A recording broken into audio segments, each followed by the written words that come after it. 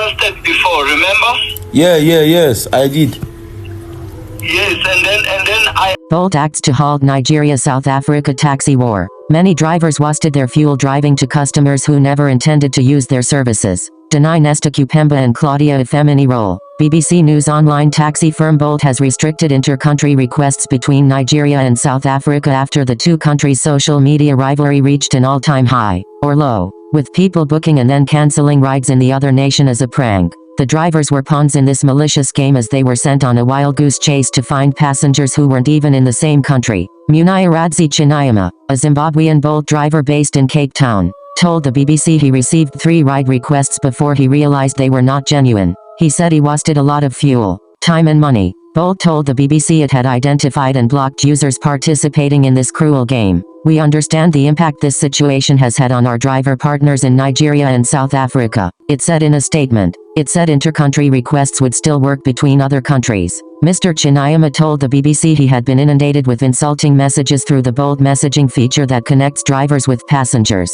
He said he was called various names, including Mandela-san. It is unclear how this Bolt war started, but social media users in sub-Saharan Africa's 2 biggest economies have a long history of trolling each other. When I'm bored, I request Bolt. In Nigeria, Akir, their brothers are disrespecting us, one user said on X on Tuesday. This seems to have set off the chain of events and Nigerians swiftly retaliated. A disgruntled Nigerian driver based in Kano told the BBC he received an order for an airport trip from an international number but the person didn't show up. I tried calling and calling but they didn't answer. Then they cancelled the trip, he said. He said he wasn't the only victim. Many of his colleagues faced similar issues. Some social media users rallied behind the drivers, saying they were just trying to make a living. Uber and Bolt drivers are just trying to make ends meet. They aren't on Twitter trolling anyone. They are literally trying to earn an honest living. Please leave them alone. And I'm talking to both sides, one ex-user wrote. A second person said, the Bolt challenge is paining me because it's innocent and hardworking people on both sides that are suffering for the wickedness and thoughtlessness of other people.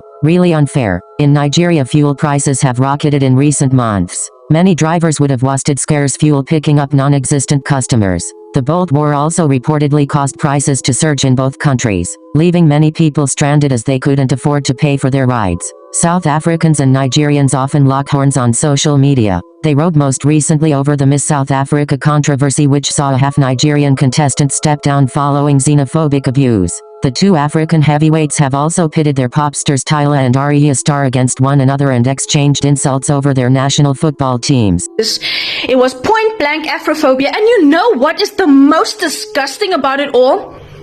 Go and look at the video where this comment is coming from. Go and educate yourselves and find out what Nigeria has done for our country. Go and read up on the history. Nigeria spent $61 billion, billion with a B, to help liberate our people from 1960 to 1995. In those 35 years, Nigeria spent $61 billion, people. Dollars. We're not talking rands here. We're talking dollars. They also issued us passports when we needed it. You know what?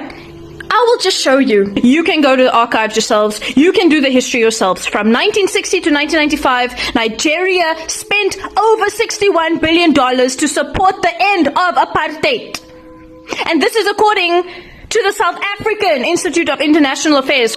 This is coming from our archives. This is the same Nigeria that set up the Southern Africa Relief Fund. The same Nigeria whose civil servants and public officers made a 2% donation from their monthly salary. And the same Nigerian students that skipped their lunch to make donations. And by June of 1977, in just 6 months, look at that, they were able to contribute $10.5 million.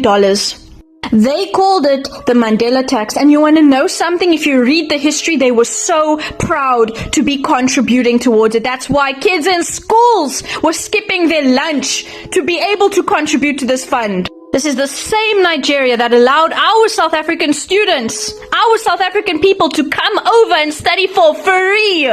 For free.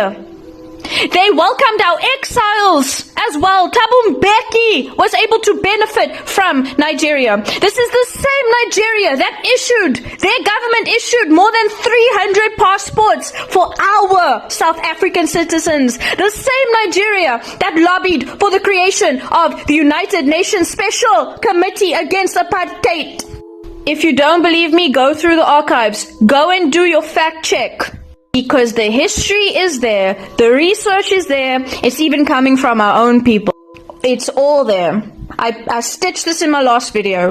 Oh, and this thing of Nigerians are bringing in the drugs to our country, please show me!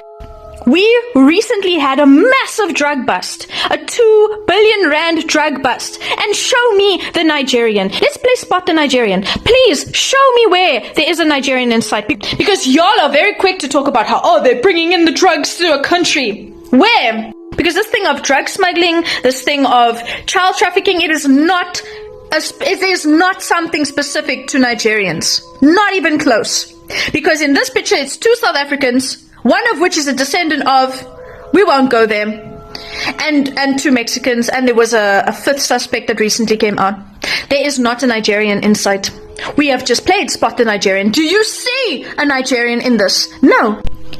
Unspeakable. The hate for the descendants of our liberators. But y'all are comfortable with the descendants of colonizers, which we should be, right? We've gotten to a place where it's like, okay, this is the reality. We're gonna make it work now. Because we as people of color are the bigger person and we will choose peace. Or at least I was under that impression in the beginning. But then I've also come to realize that no, it actually had nothing to do with that. It had to do with force. This is what the government chose for us, and therefore we will follow through, and maybe that's what is necessary. Because some of y'all can't think for yourselves. You just need to be led by a shepherd, or led because you are sheep in your hatred. You have gone and destroyed this woman's life and her family, and you are so happy about it. You are so proud of yourselves for it, and it shows. Y'all are disgusting. You know what? You are so welcome to cancel me over this. I don't want to be followed by sheep, by cancel culturalists, whatever the fuck you want to call yourselves. Please cancel me. Go for it. I don't give a fuck. And I've just highlighted how a Nigerian government issued passports to our people. Chidima's mother didn't have to go to these lengths if she was just issued a passport and assisted. Because clearly she needed assistance if she had left her country. Personally, the way this feels for me, Nigeria should come and claim their $61 billion back. You ungrateful South Africans, let Nigeria come, take their $61 billion back and go build their country so that their people don't feel they need to leave. Yeah, let's do that. Let's go and build up their economy with the money they sent us to help us.